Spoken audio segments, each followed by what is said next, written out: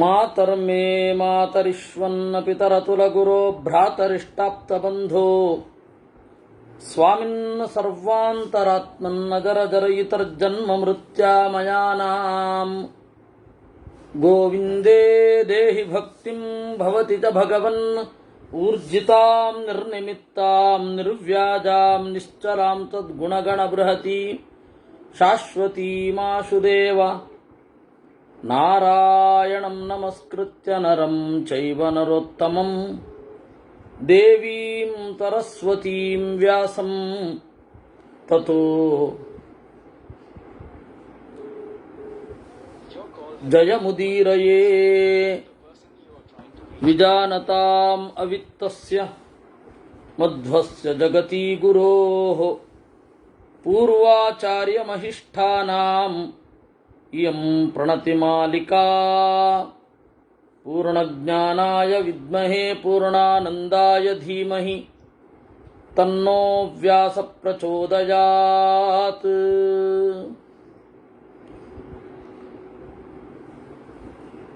ನಿನ್ನೆ ನಾವು ನೋಡಿದೆವು, ಕಾರ್ತವೀರ್ಯಾರ್ಜುನ ನನಗೆ ಸಮ ಯಾರು ಅಂದ.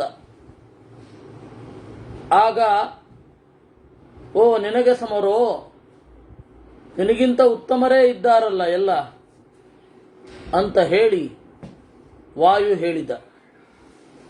ಯಾರು ಅಂದಾಗ ಉದ್ದೋ ಉದ್ದ ಬ್ರಾಹ್ಮಣರ ಲಿಸ್ಟು ಕೊಟ್ಟು ಕಾರ್ತವೀರ್ಯಾರ್ಜುನನ ಅಹಂಕಾರವನ್ನ ಭಂಗಿಸಲು ತೊಡಗಿದ.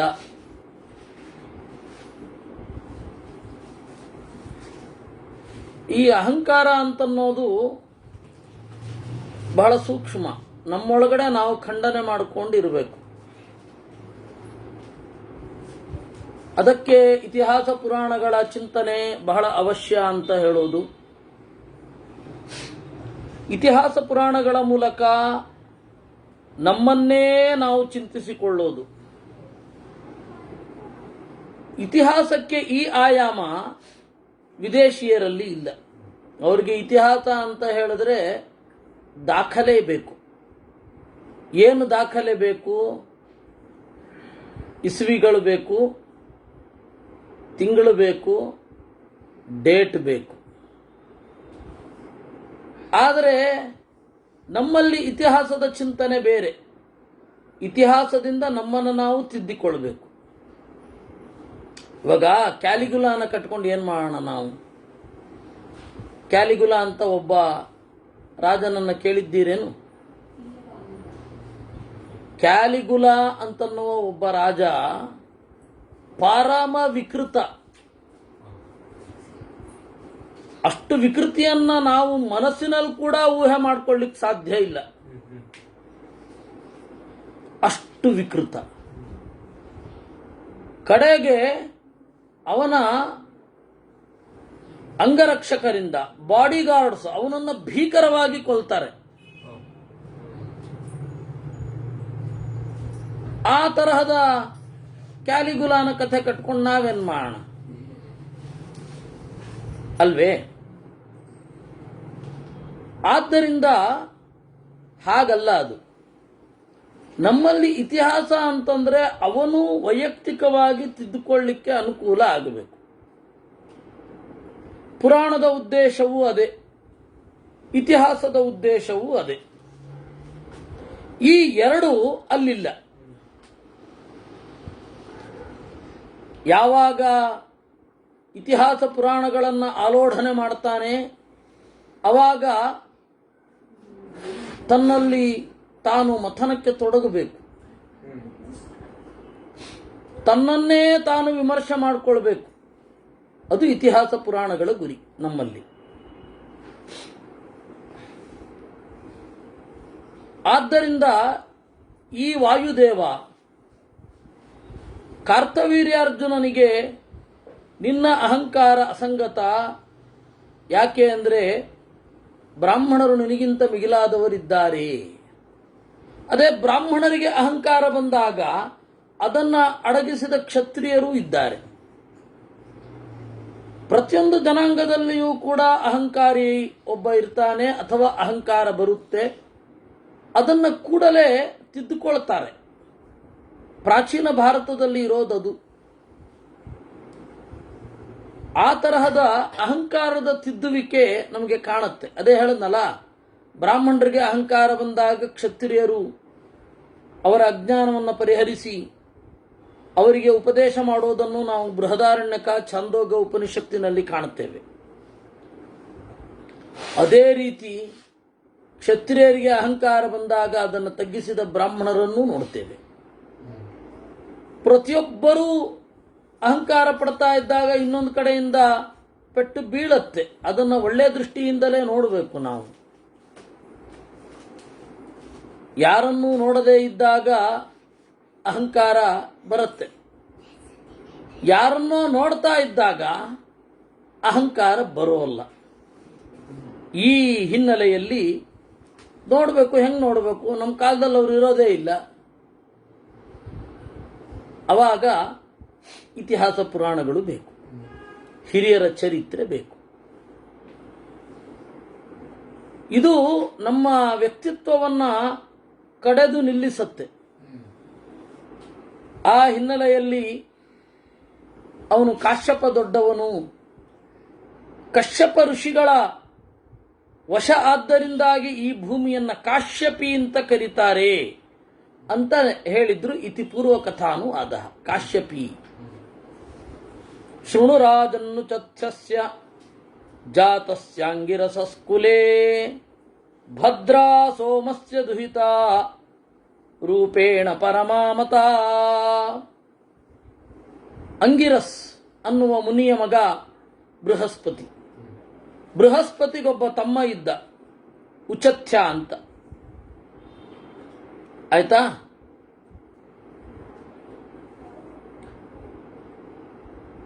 ಅವನ ಹೆಂಡತಿ ಭದ್ರ ಅಂತ. ಯಾರು ಗೊತ್ತಾ? ಅವಳು ಚಂದ್ರನ ಮಗಳು. ಬಹಳ ಚಲುವೆ. ಆ ಭದ್ರಾಗೆ ಒಬ್ಬ ಗಂಡ ಬೇಕು. ಆಗ ಸೋಮ ಅಂದರೆ ಭದ್ರಾಳ ಅಪ್ಪ ಉಚಥ್ಯ ಒಳ್ಳೆಯ ಗಂಡು ಅಂತ ತೀರ್ಮಾನ ಮಾಡಿದ. ಅವಳು ತಪಸ್ಸನ್ನೇ ಮಾಡಿದಳಂತೆ. ಒಳ್ಳೆಯ ಗಂಡನನ್ನು ಪಡೆಯಲಿಕ್ಕೆ ತಪಸ್ಸು ಮಾಡಬೇಕು. ಒಳ್ಳೆ ಗಂಡನನ್ನು ಪಡೆಯಲಿಕ್ಕೆ ತಪಸ್ಸು ಮಾಡಬೇಕು. ಹಾಗೆ ಒಳ್ಳೆ ಹೆಂಡತಿಯನ್ನು ಪಡೆಯಲಿಕ್ಕೂ ತಪಸ್ಸು ಮಾಡಿರಲೇಬೇಕು. ಯಾಕೆ ಅಂದರೆ ಭಾಗವತದಲ್ಲಿ 10,000 ವರ್ಷಗಳ ಕಾಲ ತಪಸ್ಸು ಮಾಡಿ ಅವನು ಸಮಾನಶೀಲಾಂ ಗೃಹಮೇಧಿ ಧೇನುಂ ಅಂತ ಕೇಳ್ತಾನೆ. ಗೃಹಮೇಧಿ ಧೇನುಂ, ಹಸುವಿನಂತೆ ಇರುವ ಗೃಹಸ್ಥಾಶ್ರಮ ಧರ್ಮಕ್ಕೆ ಅನುಕೂಲಳಾದ ಒಬ್ಬ ಹೆಂಡತಿಯನ್ನು ಕೊಡು ಅಂತ ಕೇಳ್ತಾನೆ. ಹಾಗೆ ಒಳ್ಳೆ ಗಂಡನನ್ನ ಕುರಿತು ತಪಸ್ ಮಾಡಿದ್ದು ಇದೆ. ಭಾರ್ಯಾರ್ಥೇ ಸತು ಜಗ್ರಾಹ ವಿಧಿವದ್ಭೂರಿ ದಕ್ಷಿಣ. ಆಮೇಲೆ ಉಚಥ್ಯನನ್ನ ಕರೆದ ಚಂದ್ರ, ನನ್ನ ಮಗಳನ್ನ ನಿನಗೆ ಹೆಂಡತಿಯನ್ನಾಗಿ ಕೊಡುತ್ತೇನೆ ಎಂದ. ಈಗಾಗಲೇ ಒಬ್ಬಳು ಹೆಂಡತಿ ಇದ್ಲು, ಅವಳ ಹೆಸರು ಮಮತಾ ಅಂತ. ಆ ಮಮತಾಳ ಮಗನೇ ದೀರ್ಘತಮಸ್. ಇವರು ಆಶೀರ್ವಾದ ರೂಪವಾಗಿ ಕೆಲವು ಬ್ರಾಹ್ಮಣರು ಮಂತ್ರ ಹೇಳ್ತಾ ಇರ್ತಾರೆ, ಹೋಗಿ ಕೇಳಬೇಕು ಅನ್ಸುತ್ತ ಅವ್ರನ್ನ.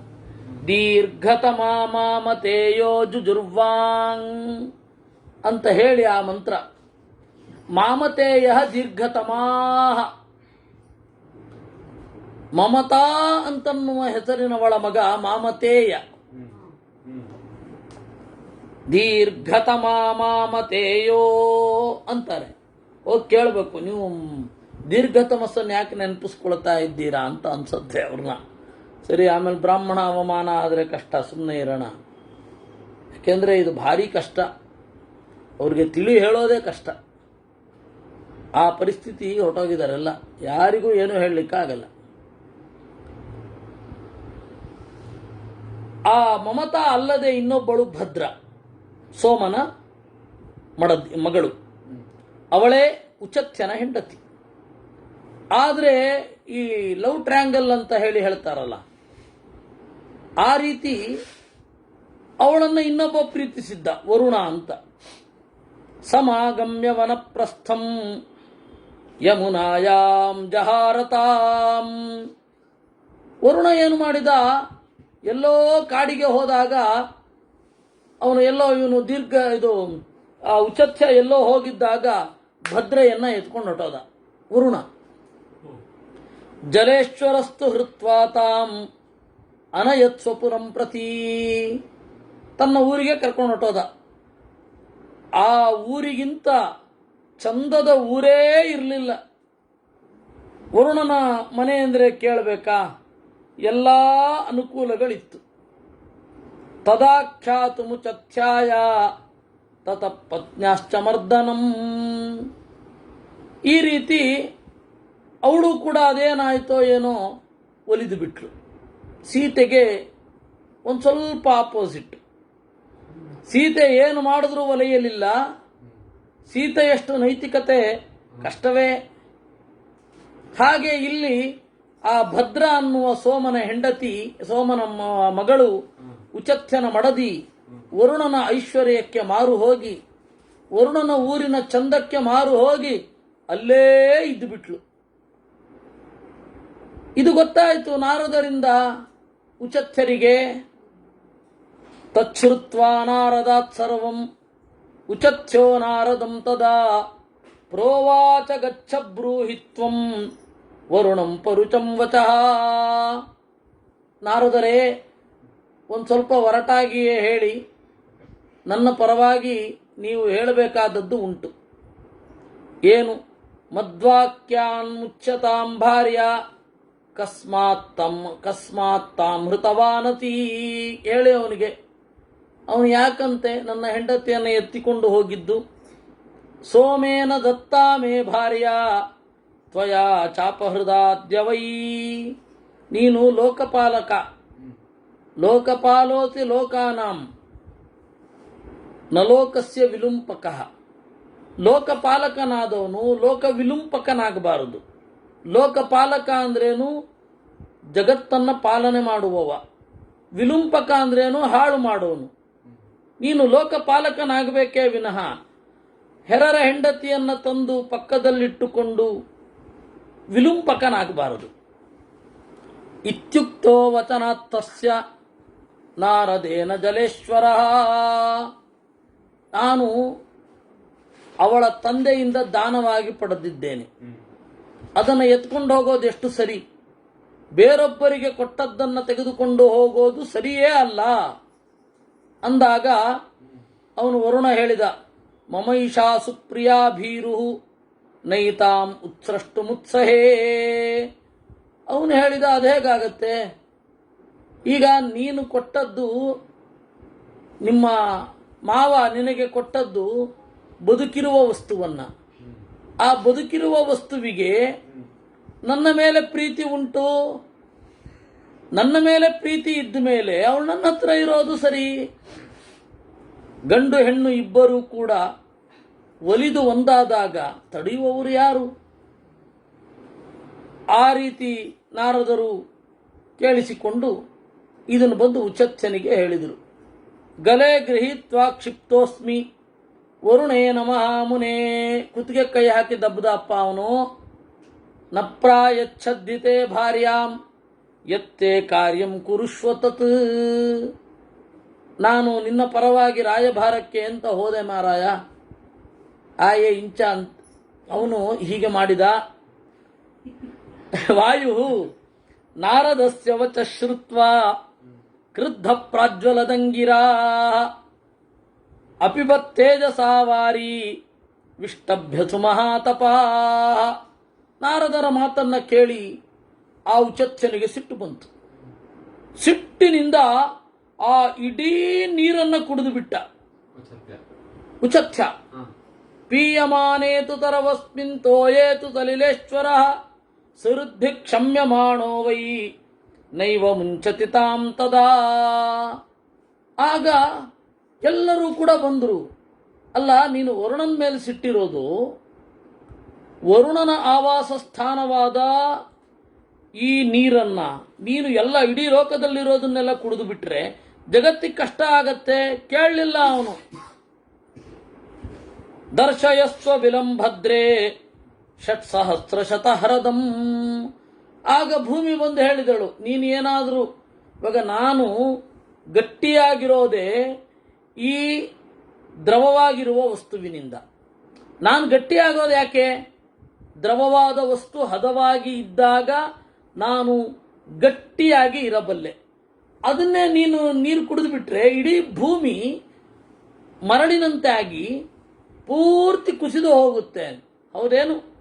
ಹಾಗಾದರೆ ಆ ವರುಣ ಇದ್ದ ಜಾಗವನ್ನು ತೋರಿಸು ಅಂದ.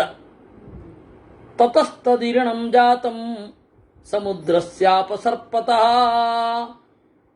ಹೀಗೆ ಅವನು ಎಲ್ಲಿ ನೀರು ಕುಡಿದಿದ್ನಲ್ಲ ಅದೇ ಮರುಭೂಮಿ ಆಯಿತು, ಈರಿಣ. ಅದರಿಂದಾಗಿ ಅಲ್ಲಿ ನೀರಿಲ್ಲ, ಪೂರ್ತಿ ಕುಸಿದು ಹೋಗತ್ತೆ.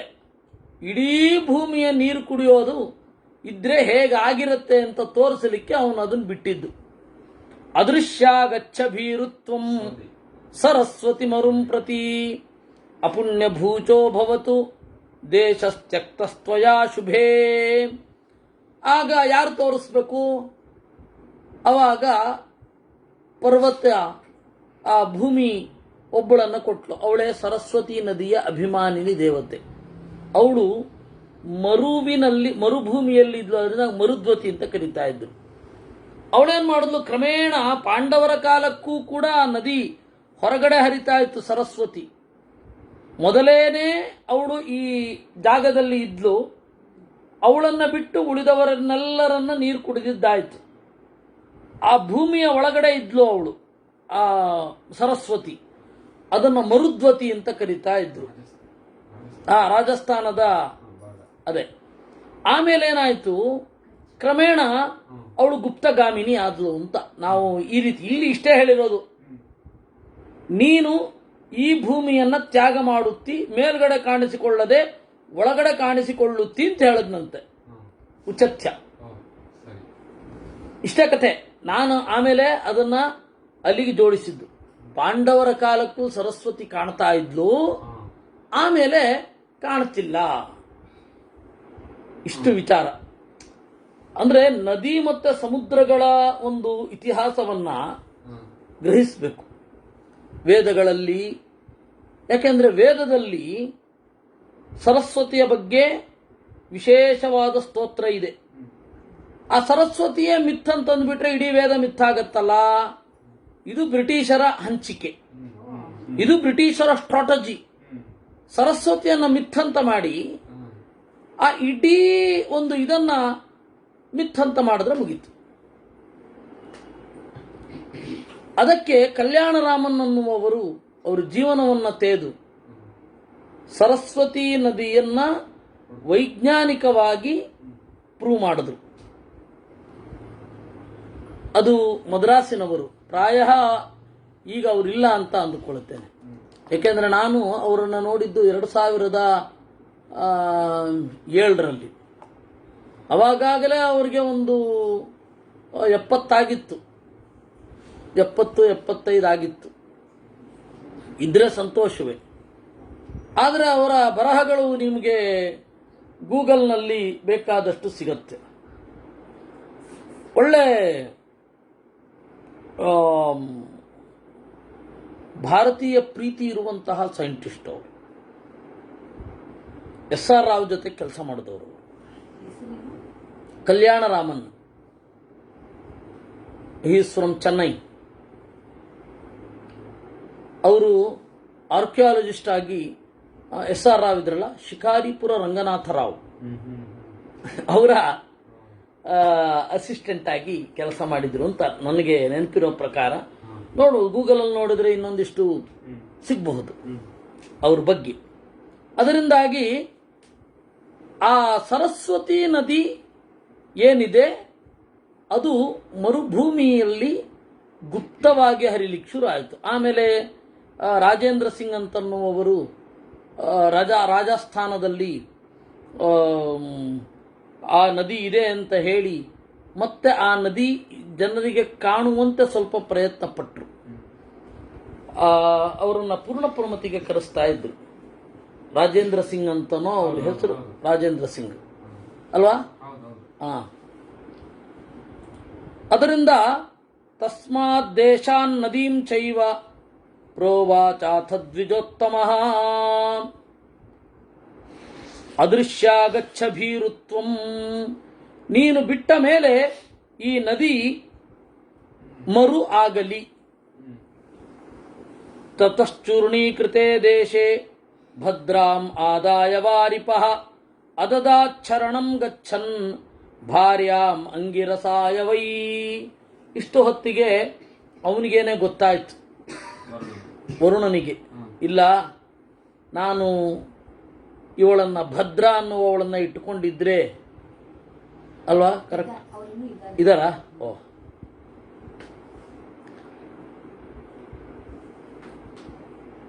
ಅವಳನ್ನ ಇಟ್ಟುಕೊಂಡಿದ್ರೆ ನನ್ನ ಪರಿಸ್ಥಿತಿ ಅವ್ಯವಸ್ಥಿತವಾಗತ್ತೆ ಅಂತ ಹೇಳಿ ಅವಳನ್ನ ತಂದು ಒಪ್ಪಿಸಿದ. ಪ್ರತಿಗೃಹ್ಯತು ತಾಂಭಾರ್ಯಾಂ ಉಚಥ್ಯ ಸುಮನಾಭವತ್ ಮುಮೋಚತ ಜಗದ್ದುಃಖಾನ್ ಮರುತಶ್ಚೈವ ನಿರ್ಮಲಾ. ಆಮೇಲೆ ಹೆಂಡತಿಯನ್ನು ಸ್ವೀಕರಿಸಿದ. ಅವಳು ಇವನನ್ನ ಮರೆತು ಅಲ್ಲಿ ಇದ್ಲು. ಆದರೆ ಇವನು ಸ್ವೀಕಾರ ಮಾಡಿ ಔದಾರ್ಯದಿಂದಲೇ ನೋಡಿಕೊಂಡ. ಇದು ಗಮನಕ್ಕೆ ಬರೋಲ್ಲ, ಏನು ಮಾಡಲಿಲ್ಲ. ತತಃ ಸಲಬ್ಧ್ವಾ ತಾಂಭಾರ್ಯಾಂ ವರುಣಂ ಪ್ರಾಹ ಧರ್ಮವಿತ್. ಇದನ್ನ ಹೇಳಿದನಂತೆ ವರುಣನಿಗೆ, ನೋಡು ಉಚಥ್ಯ ಏನಿದ್ದಾನೆ ಅವನು ಹೇಳ್ತಾ ಇದ್ದಾನೆ ಕೇಳು. ತನ್ನ ಹಾಗೆ ಹೇಳ್ಕೊಳ್ಳೋದುಂಟಲ್ಲ, ಈ ಉಚಥ್ಯ ಹೇಳ್ತಾ ಇದ್ದಾನೆ ಕೇಳು. ಮಯೈಷಾ ತಪಸಾ ಪ್ರಾಪ್ತ ಕ್ರೋಶತಸ್ತೆ ಜಲಾಧಿಪ. ಇದು ನನ್ನ ತಪಸ್ಸಿನ ಪ್ರಭಾವ, ಅದರಿಂದಾಗಿ ನಿನ್ನನ್ನು ಬಾಗಿಸುವಂತಾಯಿತು. ಈ ರೀತಿ ಹೆಂಡತಿಯನ್ನು ಕರೆದುಕೊಂಡು ಭದ್ರ ಅನ್ನುವವಳನ್ನು ಕರೆದುಕೊಂಡು ಹೋದ. ಇದು ಉಚಥ್ಯನ ತಪಸ್ಸು. ಈ ತರಹ ಇದೆಯಾ ನೀನು ಅಂತ ಹೇಳಿ ವಾಯುದೇವ ಕಾರ್ತವೀರ್ಯಾರ್ಜುನನ್ ಕೇಳಿದ, ಯಾಕಪ್ಪ ನಿನಗಿಂತ ಮಿಗಿಲಾದವರಿಲ್ವಾ? ಪ್ರತಿಯೊಬ್ಬರಿಗೂ ಆಲ್ಟರ್ನೇಟಿವ್ ಒಬ್ರು ಇರ್ತಾರೆ. ಆದ್ದರಿಂದಾಗಿ ಅಹಂಕಾರದಲ್ಲಿ ಯಾವ ಅರ್ಥವೂ ಇಲ್ಲ. ದೇವರೊಬ್ಬನೇ ಆಲ್ಟರ್ನೇಟಿವ್ ಇಲ್ಲದವನು. ಆಮೇಲೆ ಒಂದು ಕಾಲದ ತನಕ ಆಲ್ಟರ್ನೇಟಿವ್ ಇಲ್ಲದೆ ಇರೋರು ಬ್ರಹ್ಮವಾಯುಗಳು. ಯಾಕೆಂದ್ರೆ ಈ ವಾಯುದೇವರು ಬರ್ತಾರೆ, ಬ್ರಹ್ಮದೇವರಾಗ್ತಾರೆ, ಇನ್ನೊಬ್ಬ ವಾಯುದೇವರು ಬರ್ತಾನೆ. ಅಲ್ಲಿಯ ತನಕ ಇನ್ನೊಬ್ಬ ಆಲ್ಟರ್ನೇಟಿವ್ ಇರಲ್ಲ. 100 ಕಲ್ಪದಲ್ಲಿ 99ನೆಯ 100ನೆಯ ಕಲ್ಪ ಅವ್ರಿಗೆ ಆಲ್ಟರ್ನೇಟಿವ್ ಇರಲ್ಲ. ಇನ್ನು ಎಲ್ಲರಿಗೂ ಆಲ್ಟರ್ನೇಟಿವ್ ಇರ್ತಾರೆ. ಇನ್ನೇನು ಅಹಂಕಾರ? ನಿನ್ನ ತರಹನೇ ಯೋಚನೆ ಮಾಡುವವ, ನಿನ್ನ ತರಹನೇ ಇರುವವ, ನಿನಗಿಂತ ಬೆಟರ್ ಆಗಿರುವವ ನಿನ್ನೊಬ್ಬ ಇದ್ದೇ ಇರ್ತಾನೆ. ಆದ್ದರಿಂದ ಅಹಂಕಾರ ಪಡೋದ್ರಲ್ಲಿ ಅರ್ಥ ಇಲ್ಲ. ಏನ್ ಹೇಳಿದೆ ನೀನು? ಯಾರು ಅಂತ ಕೇಳ್ತಾ ಇದ್ದಿ. ಕಾರ್ತವೀರ್ಯಾರ್ಜುನ, ನೋಡು ಉಚಥ್ಯನಷ್ಟು ಉಂಟಾ ನಿನಗೆ ಶಕ್ತಿ? ಹೀಗೆ ಹೇಳಿದ ಅನ್ನುವಲ್ಲಿಗೆ 144ನೆಯ ಅಧ್ಯಾಯ ಆಯಿತು. ಆಮೇಲೆ ರಾಜನದ್ದು ಉತ್ತರ ಇಲ್ಲ, ಸುಮ್ಮನೆ ಇದ್ದ. ವಾಯುವೇ ಮುಂದುವರೆದ. ಶೃಣುರಾಜನ್ನಗಸ್ತ್ಯಸ್ಯ ಮಾಹಾತ್ಮ್ಯಂ ಬ್ರಾಹ್ಮಣಸ್ಯ. ಅಗಸ್ತ್ಯರ ಕಥೆಯನ್ನು ಕೇಳು. ಬಹಳ ಹಿಂದೆ ಅಸುರರು ದೇವತೆಗಳನ್ನು ಸೋಲಿಸಿದರು. ಇವರಿಗೆ ಉತ್ಸಾಹವೇ ಹೋಯಿತು. ದೇವತೆಗಳಿಗೆ ಅಸುರೈರ್ ನಿರ್ಜಿತಾ ದೇವಾಃ ನಿರುತ್ಸಾಹಾಶ್ಚ ತೇ ಕೃತಾಃ ಯಜ್ಞಾಶ್ಚೈಷಾಮೃತಾಃ ಸರ್ವೇ ಪಿತೃಭ್ಯಶ್ಚ ಸ್ವಧಾ ತಥಾ. ಆಮೇಲೆ ಎಲ್ಲ ಯಜ್ಞಗಳನ್ನ ದೇವತೆಗಳು ಮಾಡಿದರು. ಅವರೇ ಆಕ್ರಮಿಸಿದರು.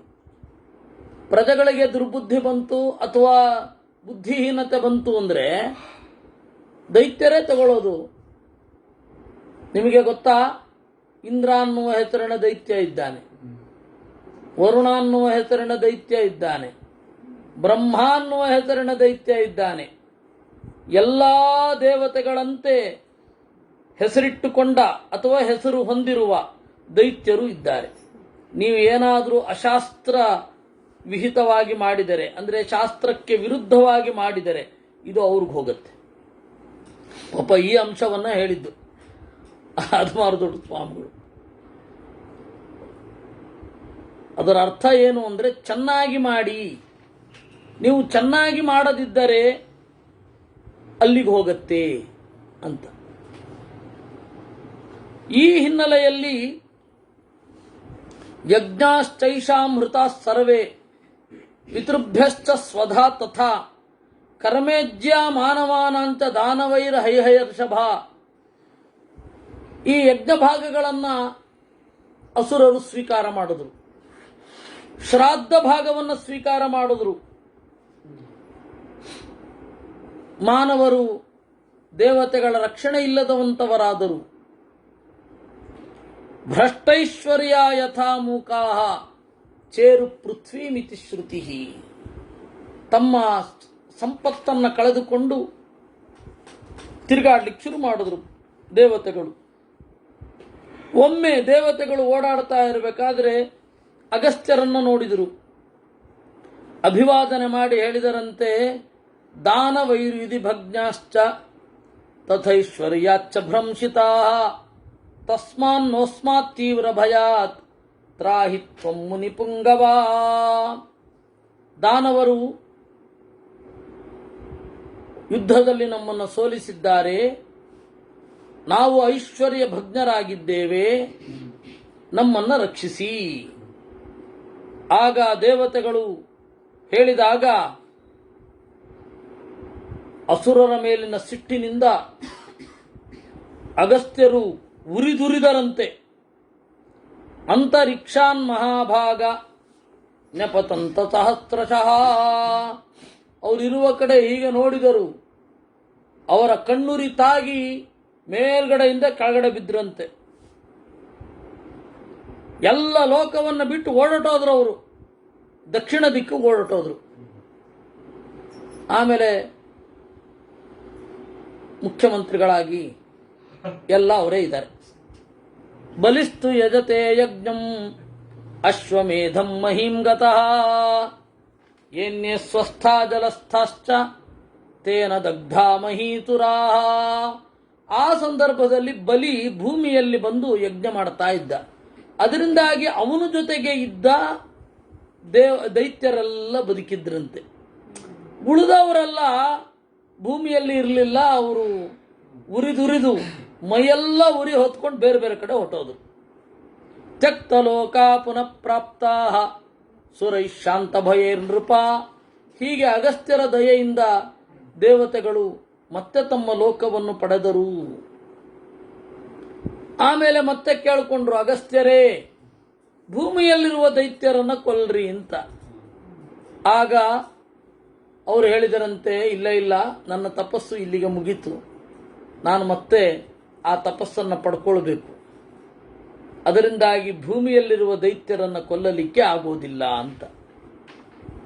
ಹೀಗೆ ಅಗಸ್ತ್ಯರು ಕೇವಲ ತಪೋಬಲದಿಂದ ಆಯುಧವನ್ನು ಮುಟ್ಟಲಿಲ್ಲ, ಆದರೆ ದೇವತೆಗಳಿಗೆ ಸಹಾಯ ಮಾಡಿದರು. ಈದೃಶ್ಚಾಪ್ಯಗತ್ಯೋ ಹಿ ಕಥಿತಸ್ಥೆ ಮಯಾನಘ ಬ್ರವೀಮ್ಯನ್ಯಂ ಬ್ರೂಹಿವಾತ್ವಂ ಅಗಸ್ತ್ಯಾತ್ ಕ್ಷತ್ರಿಯಂ ವರಂ. ಈಗ ಹೇಳು, ಅಗಸ್ತ್ಯರಿಗಿಂತ ಮಿಗಿಲಾದ ಕ್ಷತ್ರಿಯ ಒಬ್ಬ ಇರ್ತಾನೇನು? ಇರ್ಲಿಕ್ಕೆ ಸಾಧ್ಯ ಇಲ್ಲ ಅಲ್ವಾ? ಇರ್ಲಿಕ್ಕಾಗೋದಿಲ್ಲ.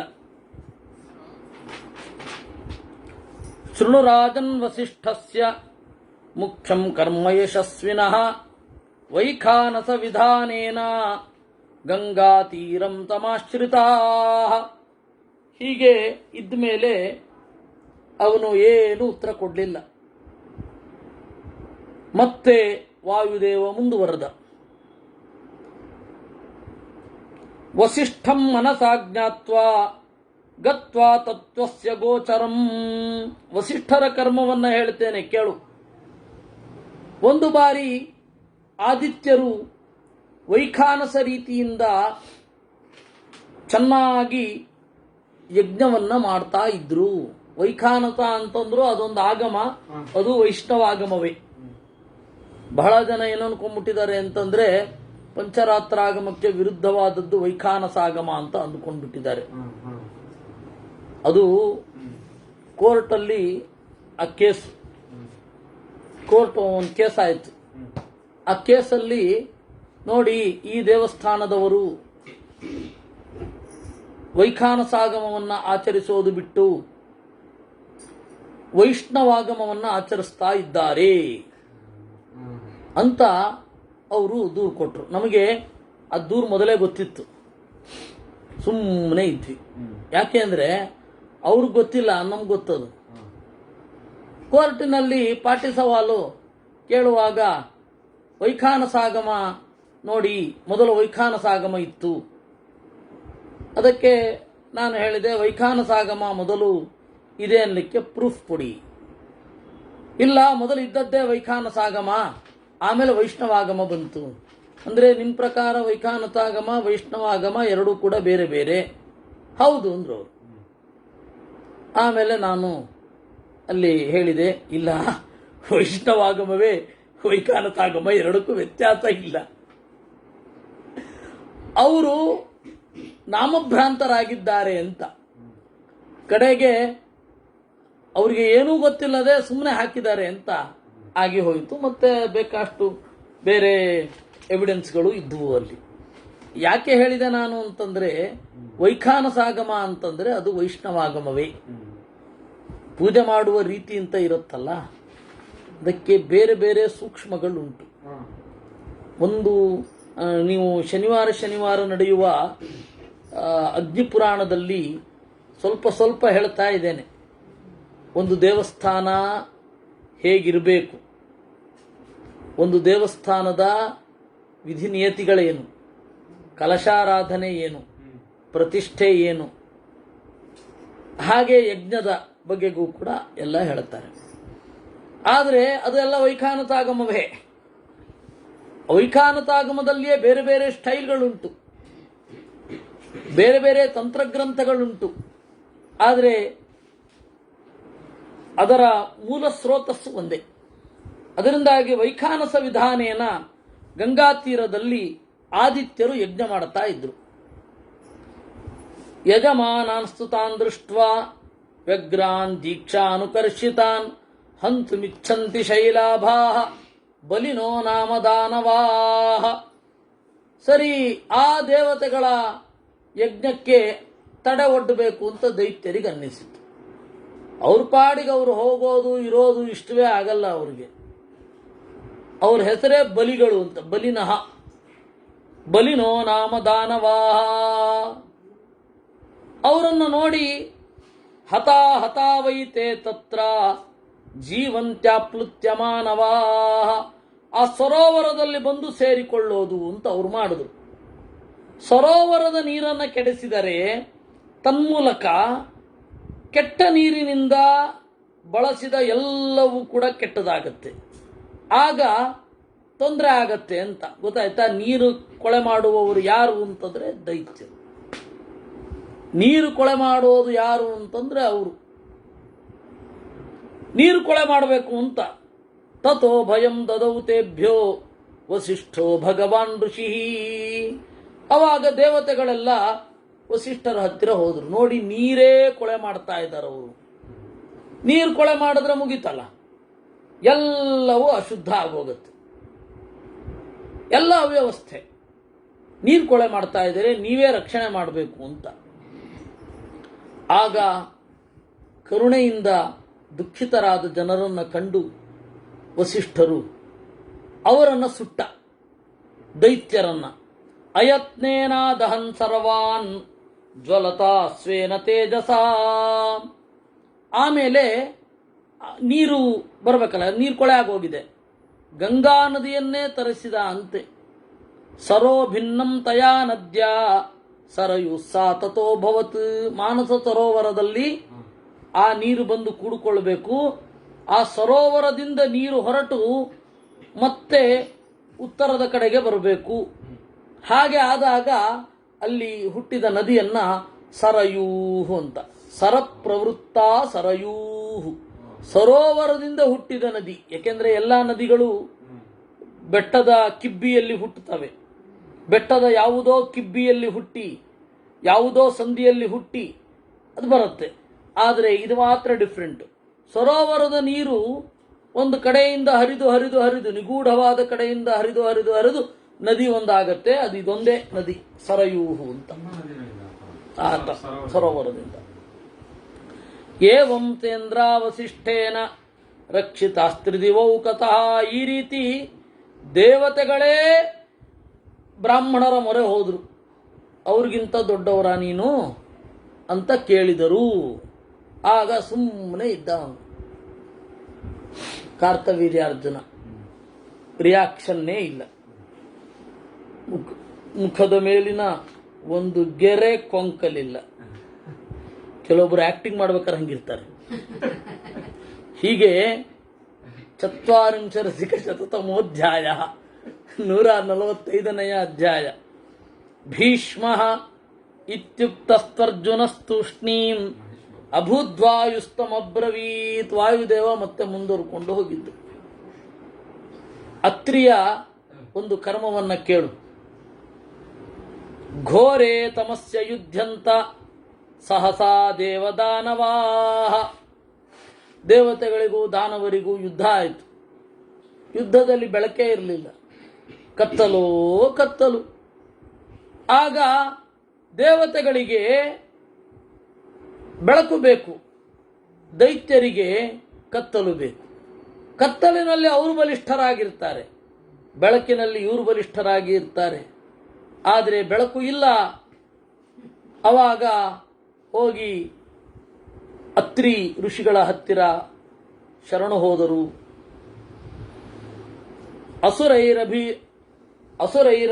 ಅರಿಭಿರ್ವಧ್ಯೌ ಚಂದ್ರಾದಿತ್ಯ ವಿಮಾವುಭೌ ವಯಂ ಹನ್ಯಾಮಹೇ ಚಾಪಿ ಶತ್ರುಭಿಸ್ತಮಸಾವೃತೇ. ದೇವತೆಗಳು ಹೋಗಿ ಅತ್ರಿಯನ್ನು ಬೇಡಿಕೊಂಡ್ರು. ಎಲೈ ಅತ್ರಿ ಋಷಿಗಳೇ, ನಾವು ಕತ್ತಲಿನಿಂದ ಒದ್ದಾಡ್ತಾ ಇದ್ದೀವಿ. ಲೋಕಕ್ಕೆ ಬೆಳಕು ನೀಡುವವರು ಇಬ್ಬರು, ಲೋಕದ 2 ಕಣ್ಣುಗಳು, ಒಂದು ಸೂರ್ಯ, ಇನ್ನೊಂದು ಚಂದ್ರ. ಈ ಸೂರ್ಯ ಚಂದ್ರರ ಒಂದು ಕಾಂಬಿನೇಷನ್ನು ಈಗ ಲೋಕವನ್ನು ಬೆಳಗುತ್ತಾ ಇಲ್ಲ. ಏಕೆ ಅಂದರೆ ಅವರು ಯುದ್ಧದಲ್ಲಿ ತೊಡಗಿದ್ದಾರೆ. ಹೀಗಾಗಿ ಎಲ್ಲ ಕಡೆ ಕತ್ತಲೋ ಕತ್ತಲು. ನೀವು ಏನಾದರೂ ವ್ಯವಸ್ಥೆ ಮಾಡಬೇಕು. ಕಥಂ ರಕ್ಷಾಮಿ ಭವತಃ ತೇ ಬ್ರುವನ್ಶ್ಚಂದ್ರಮಾ ಭವ. ಸರಿಯಪ್ಪ, ಇದು ನಿಮ್ಮ ಸಮಸ್ಯೆ, ನಾನು ಹೇಗೆ ರಕ್ಷಣೆ ಮಾಡಲಿ ಅಂತ ಕೇಳಿದ್ರಂತೆ ಅತ್ರಿ ಋಷಿಗಳು. ಅದಕ್ಕೆ ಅವರು ಹೇಳಿದ್ರು, ನೀವೇ ಚಂದ್ರನನ್ನು ಸೃಷ್ಟಿ ಮಾಡಿ ಒಂದು ಚಂದ್ರನಿಂದ ಚಂದ್ರನೇ ಆಗಿಬಿಡಿ. ಅಪಶ್ಯತ್ ಸೌಮ್ಯ ಭಾವಂಚ ಸೂರ್ಯಶ್ಚೈವ ಪ್ರದರ್ಶನಂ ದೃಷ್ಟ್ವಾ ನಾತಿಪ್ರಭಂ ತೌರ್ಯಂ ತಥಾ ಸೂರ್ಯಂಚ ಪಾರ್ಥಿವ. ಕಡೆಗೆ ಅತ್ರಿ ಋಷಿಗಳೇ ಪ್ರಕಾಶ ಮಕರೋದತ್ರಿಹಿ, ತಮ್ಮ ಪ್ರಭಾವದಿಂದ ತಪಸ್ಸಿನಿಂದ ಬೆಳಕು ಮಾಡಿದರು. ಜಗದ್ಧಿ ತಿಮಿರಾಂಧಮ್ಯತ್ ಪ್ರದೀಪ್ತ ಮಕರೋತ್ತದ. ಹೀಗೆ ಎಲ್ಲ ಕಡೆ ಬೆಳಕಾದಾಗ ಸೂರ್ಯನಿಗೂ ಬೆಳಕು ಬಂತಂತೆ. ಇವರ ತಪಸ್ಸಿನ ಪ್ರಭಾವದಿಂದ ಸೂರ್ಯಮಂಡಲ ಬೆಳಗಿ ದೇವತೆಗಳು ಗೆದ್ರು. ಅತ್ರಿಣಾತ್ವಥ ಸೋಮತ್ವಂ ಕೃತಮುತ್ತಮ ತೇಜತ ಅದ್ವಿತೀಯೇನ ಮುನಿನ ಜಪತಾ ಚರ್ಮವಾಸಸ. ಆಮೇಲೆ ಆ ಅದ್ವಿತೀಯನಾದ ಮುನಿಯಿಂದ, ಒಬ್ಬನೇ ಮುನಿ ಜಪ ಮಾಡ್ತಾ ಇರುವಾಗ ಆ ಚಂದ್ರನಂತೆ ತಂಪೂ ಆದರೂ ಕಡೆಗೆ ಅವರ ಕಣ್ಣಿನಿಂದ ಮೊದಲೇ ಚಂದ್ರ ಹುಟ್ಟಿದ್ದ ಬೇರೆ, ಅತ್ರಿ ನೇತ್ರ ಸಮುದ್ಭವ ಅಂತ. ಆದ್ದರಿಂದ ಆ ಅತ್ರಿಗಳಿಗೆ ಆ ಬೆಳಕು ಬೀರಿ ಅಭ್ಯಾಸ ಇತ್ತು, ಆ ಬೆಳಕಾಯಿತು. ಈಗ ಹೇಳು, ತಮ್ಮ ಶರೀರದಲ್ಲಿಯೇ ಅಗಾಧವಾದ ಬೆಳಕನ್ನು ಹುದುಗಿಸಿಕೊಂಡಿದ್ದ ಅತ್ತಿರ ಋಷಿಗಳಿಗಿಂತ ದೊಡ್ಡವನ ನೀನು. ಅವನು ಏನು ರಿಯಾಕ್ಷನ್ ಇಲ್ಲ. ವಾಯುದೇವ ಮುಂದುವರೆದ, ಶೃಣು ರಾಜನ್ ಮಹತ್ಕರ್ಮ ಚವನಸ್ಯ ಮಹಾತ್ಮನಃ. ನೋಡು, ಚವನರ ಬಗ್ಗೆ ಹೇಳುತ್ತೇನೆ. ಅಶ್ವಿನೋ ಸಂಪ್ರತಿಶ್ರುತ್ಯ ಚವನ ಪಾಕಶಾಸನಂ ಪ್ರೋವಾಚ ಸಹಿತಂ ದೇವೈ ಸೋಮಪೌ ಅಶ್ವಿನೌ ಕುರು. ಚವನರು ಸೀದಾ ಇಂದ್ರನ ಬಳಿಗೆ ಹೋದರು. ಇನ್ನು ಮೇಲೆ ಅಶ್ವಿದೇವತೆಗಳಿಗೆ ಸೋಮಾಹುತಿ ಬೇಕು ಅಂದರು. ಅದೇನು ಅಂತ ಹೇಳ್ತೇನೆ. ಮೊದಲು ಅಶ್ವಿದೇವತೆಗಳಿಗೆ ಸೋಮ ಆಹುತಿ ಇರಲಿಲ್ಲ. ಪುರಾಣದಲ್ಲೊಂದು ಅರ್ಥವಾದ ಇದೆ. ಅಶ್ವಿನವು ದೇವಭಿಷದೌ ಇತಿ ದೇವೈರ್ ಬಹಿಷ್ಕೃತವು. ಅಶ್ವಿದೇವತೆಗಳು ಡಾಕ್ಟರ್ಸ್ ಆದ್ದರಿಂದ ಅವರನ್ನು ಬಹಿಷ್ಕಾರ ಹಾಕಿದ್ರು. ಅವಾಗ ಡಾಕ್ಟರು ಪಂಕ್ತಿಯಲ್ಲಿ ಕೂಡ ಹಾಗಿರಲಿಲ್ಲ. ಬಹಳ ಹಿಂದೆ ರೋಗದ ಬಗ್ಗೆನೇ ಚಿಂತನೆ ಮಾಡ್ತಾ ಇರ್ತಾರೆ ಅವರು. ಹೀಗಾಗಿ ಔಷಧಿಗಳನ್ನೆಲ್ಲ ತಯಾರು ಮಾಡುವಾಗ ಉದ್ದೇಶಪೂರ್ವಕವಾಗಿ ತಾಮಸ ಆಹಾರ ಮೊದಲಾದವುಗಳನ್ನು ಮಾಡ್ತಾರೆ. ಯಾಕೆಂದರೆ ಭೂಮಿಯಲ್ಲಿ ಹೂತಿಟ್ಟು ಮುಚ್ಚಿ ರಸಾಯನಗಳನ್ನು ಮಾಡಿ ಅದನ್ನು ಹುಳಿ ಬರೆಯಿಸಿ ಆ ಮದ್ಯವನ್ನು ಕುಡಿಸಿ ಅವರಿಗೆ ಅವಾಗ ಅನಸ್ತೇಷಿಯಾ ಏನಿತ್ತು, ಲೋಕಲ್ ಅನಸ್ತೇಷಿಯಾ ಅದೊಂದೇ. ಮದ್ಯವನ್ನು ಚೆನ್ನಾಗಿ ಕುಡಿಸಿ ಅದಕ್ಕೆ ಔಷಧಾರ್ಥೆ ಸುರಾಂಪಿಬೇತ್ ಅಂತ ಬಂದದ್ದು. ಅವಾಗೆಲ್ಲ ಅನಸ್ತೇಷಿಯಾ ಇರಲಿಲ್ಲ ನೋಡಿ. ಚೆನ್ನಾಗಿ ಮದ್ಯ ಕುಡಿಸಿ ಅವನಿಗೆ ಜ್ಞಾನ ತಪ್ಪಿಸಿ ಆಮೇಲೆ ಅವನಿಗೆ ಶಸ್ತ್ರಚಿಕಿತ್ಸೆಯನ್ನು ಮಾಡ್ತಾ ಇದ್ರು. ಅವಾಗ ಈ ತರಹ ಎಲ್ಲ ನಿಂದ್ಯವಾದ ಕೆಲಸಗಳನ್ನು ಮಾಡ್ತಾ ಇರ್ತಾರೆ ಅಂತ ಹೇಳಿ ದೇವತೆಗಳು ಇದು ವೈದ್ಯರಿಗೆ ಇದಿರಲಿಲ್ಲ, ಏನು ಪಂಕ್ತಿ ಇರಲಿಲ್ಲ. ಅವಾಗ ಗೌರವಾರ್ಹರೇ, ಆದರೆ ಜೊತೆಗೆ ಊಟ ಇಲ್ಲ ಅಷ್ಟೆ. ಜೊತೆಗೆ ಊಟವೇ ದೊಡ್ಡ ಸಂಗತಿ ಅಂತ ಇವಾಗ ಅನ್ಕೋತಾ ಇದ್ದಾರೆ. ನಾವು ಜೊತೆಗೆ ಊಟ ಮಾಡಲಿಕ್ಕೆ ಯಾವ ತೊಂದರೆಯೂ ಇಲ್ಲ. ಊಟ ಮಾಡೋದು ಮಾತ್ರ ಮುಖ್ಯ ಅಲ್ವಲ್ಲ. ಹೀಗಾಗಿ ಊಟ ಜೊತೆಗೆ ಮಾಡಿಬಿಡ್ಬೇಕು ಅವ್ರಿಗೆ. ಅದೇನು ಅಂತ ಗೊತ್ತಿಲ್ಲ. ಅಲ್ಲ, ನಾವು ಜೊತೆಗೆ ಊಟ ಮಾಡ್ಬೋದಪ್ಪ, ಇದೇನು ತೊಂದರೆ ಇಲ್ಲ. ನಾವು ಪೇದಾವರ ಸ್ವಾಮಿಗಳಿಂದ ಶಿಕ್ಷಿತರಾದವರು. ಸಹಭೋಜನಕ್ಕಾಗಿಯೇ ಸ್ವಾಮಿಗಳು ನನ್ನನ್ನು ನೇಮಿಸಿತ್ತು. ಇರಲಿ, ಅದು ಅವಾಗ ಡಾಕ್ಟರ್ಸ್ಗೆ ಯಾಕೆ ಬಹಿಷ್ಕಾರ ಹಾಕ್ತಾ ಇದ್ರು ಅಂದರೆ ಈ ಕಾರಣದಿಂದ. ಸರಿ, ಅದು ಅರ್ಥವಾದ, ಅದನ್ನ ವಾಸ್ತವ ಅಲ್ಲ.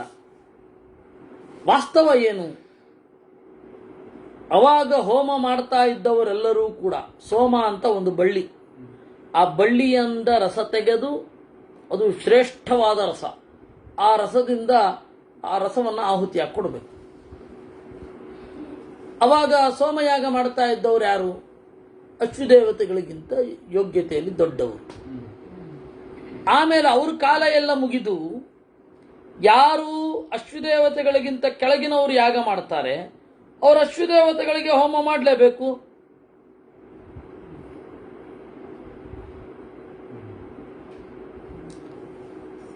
ಆಮೇಲೆ ಇವತ್ತಿನ ಕಾಲದ ಡಾಕ್ಟರ್ಗಳಿಗೆ ಆ ಥರ ಬಹಿಷ್ಕಾರ ಇಲ್ಲ.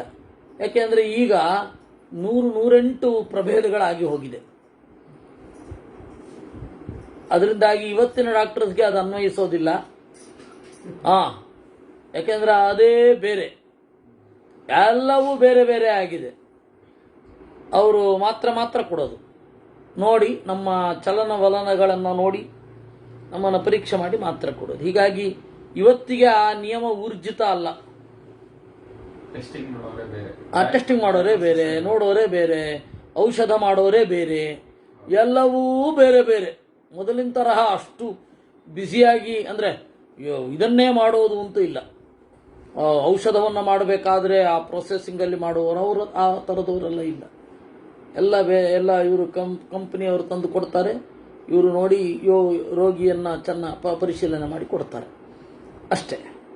ಅಂದಾಗೆ ಅವತ್ತಿರೋದೆಲ್ಲ ಇವತ್ತು ಅನ್ವಯಿಸೋದಿಲ್ಲ. ನಮ್ಮ ಚಿಕ್ಕಪ್ಪನೇ ಒಬ್ಬ ಡಾಕ್ಟ್ರು. ಬಹಳಷ್ಟು ಜನ ಡಾಕ್ಟರ್ಸು ನಮ್ಮ ಜೊತೆಲಿದ್ದಾರೆ.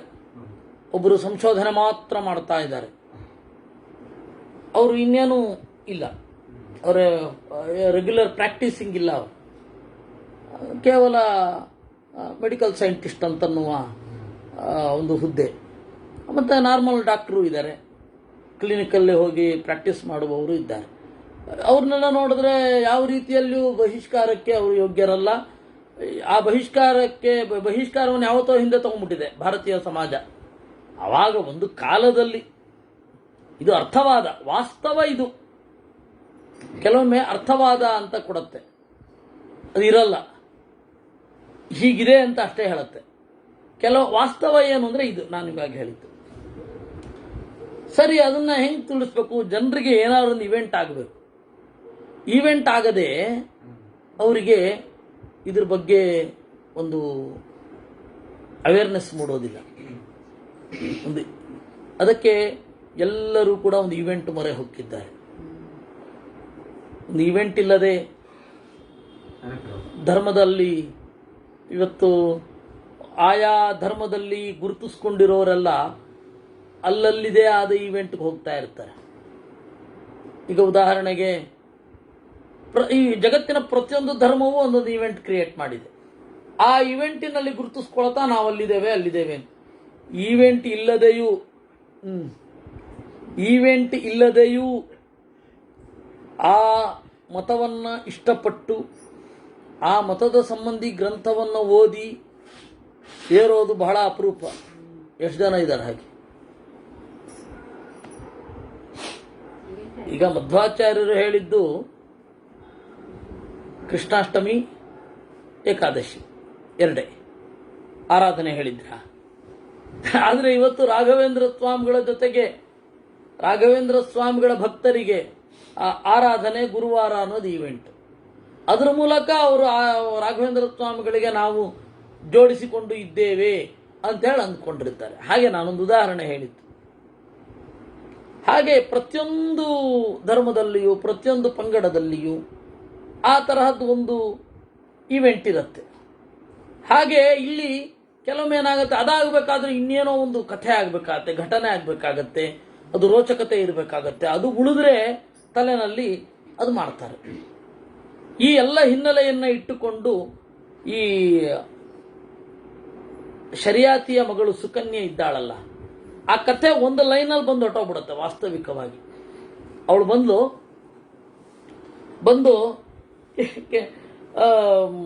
ಏನು ಮಗಳೇ, ಯಾರನ್ನೋ ಕಟ್ಕೊಂಡಿದ್ಯಲ್ಲ ಯುವಕನನ್ನ, ಮುದುಕನಾಗಿರುವ ಗಂಡನನ್ನು ಬಿಡೋದು ತಪ್ಪಲ್ವೇ ಅಂತ ಕೇಳಿದ ಶರಿಯಾತಿ. ಅದಕ್ಕೆ ಅವಳು ಹೇಳಿದ್ಲು, ಇಲ್ಲ ಅಪ್ಪ, ಇದು ನಿನ್ನ ಅಳಿಯನೇ, ಬೇಕಾದ್ರೆ ನೋಡು ಅಂದ್ಲು. ಹೌದಾ ಅಂತ ಹೇಳಿ ಸರಿಯಾಗೋಯ್ತು. ಅಷ್ಟೇ ಇರೋದು ಕಥೆ. ಅದು ಒನ್ ಲೈನ್ ಸ್ಟೋರಿ ಕೂಡ ಅಲ್ಲ. ಸುಕನ್ಯೆ ಒಂದು ಕೇಳೋದು, ಈಗ ಅದು ಅಯ್ಯೋಯ್ಯೋ ದೊಡ್ಡದಾಗಿ ಅವನು ಹೀಗೆ ಕತ್ತಿ ತಗೊಂಡ್ಬರ್ತಾನೆ, ಇನ್ನೇನು ಹೇಳಿದ್ರು ನಂಬಲ್ಲ ಅಂತಾನೆ, ಮಗಳ ಮೇಲೆ ನಂಬಿಕೆನೇ ಇರೋದಿಲ್ಲ, ಕತ್ತಿ ಬೀಸ್ತಾನೆ, ಹೂವಾಗೋಗುತ್ತೆ, ಆಮೇಲೆ ಮತ್ತೆ ಕತ್ತಿ ತಗೊಳ್ತಾನೆ, ಸುಕನ್ಯೆಗೆ ಹೊಡಿತಾನೆ, ಮತ್ತೆ ಹೂವಾಗೋದು. ಏನ್ ಕಥೆ ಇರಲ್ಲ ಅಲ್ಲಿ. ಕಥೆ ಇರೋದು ಅಲ್ಲಿ ತನಕ ಇದ್ದ ಒಂದು ಪ್ರಾಕ್ಟೀಸ್ ಪರಿಷ್ಕೃತ ಆದ ಬಗೆ, ಸೋಮಯಾಗದ ಪರಿಷ್ಕಾರದ ಬಗೆಗೆ. ಆಯ್ತಾ? ಅದರ ಪೂರ್ವ ಪೀಠಿಕೆ ಇದು. ಚವನರು ಸೀದಾ ಹೋಗಿ ಇಂದ್ರನ ಹತ್ತಿರ ಹೇಳಿದ್ರು, ಇನ್ನು ಮೇಲೆ ಅಶ್ವಿದೇವತೆಗಳಿಗೆ ಸೋಮಾಹುತಿಯ ಯೋಗ ಇರಬೇಕು ಅಂದ್ರು. ಇಷ್ಟು ನಾವು ಇವತ್ತು ಹೇಳಬಹುದಾದದ್ದು. ನಾಳೆ ಇಲ್ಲ, ನಾಳೆ ಬಿಟ್ಟು ನಾಡಿದ್ದು ಮತ್ತೆ ಮುಂದುವರಿಯುತ್ತೆ. ಕೃಷ್ಣಾರ್ಪಣಮಸ್ತು.